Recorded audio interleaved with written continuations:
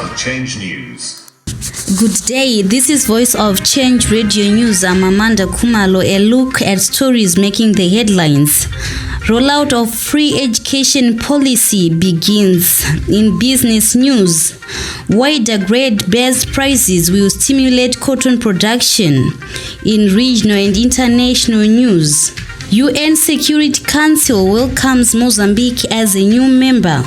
In sports, goodbye King of Football as Pele's funeral leaves football fans in floods of tears. The news in detail.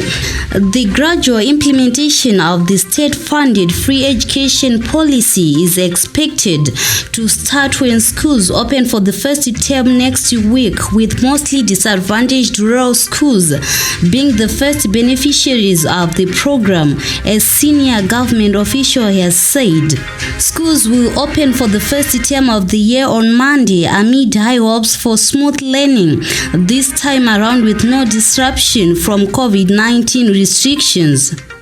Veteran politician and former cabinet minister Comrade Angeline Masuku said the massive developmental projects being championed by the Second Republic, led by President Mnangagwa, have endeared the ruling ZANU-PF party to the masses, positioning it way ahead of the opposition in terms of the election campaign. In line with the country's constitution, Zimbabwe is set to hold harmonized elections this year to choose a president, legislators, and councillors who will drive the country for the next 5 years. Since coming to power in 2017, President Mnangagwa has led from the front to ensure the Revolutionary Party delivers on its election promises. A look at business news. Cotton farmers have called on the government to widen the gap between grade prices to stimulate the production of quality cotton on the backdrop of the announcement of high pre-planting grade-based prices for the 2023 marketing season.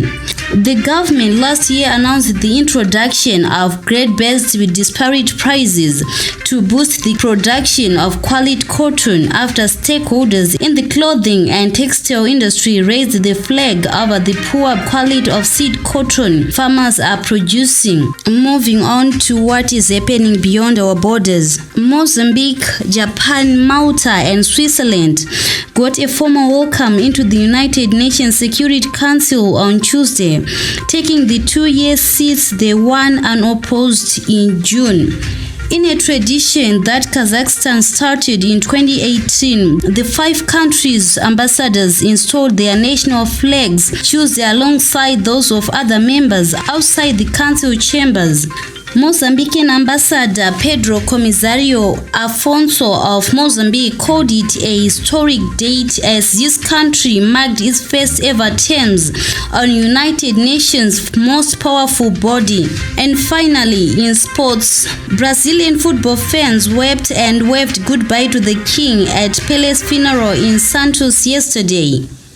Thousands of fans lined the streets of Santos for Pele's funeral. The only man to win 3 World Cup titles passed away aged 82 years old on December 29. He had been fighting a year-long battle against colon cancer and even had a tumor removed from his colon in September. That ends this news bulletin. Voice of Change News.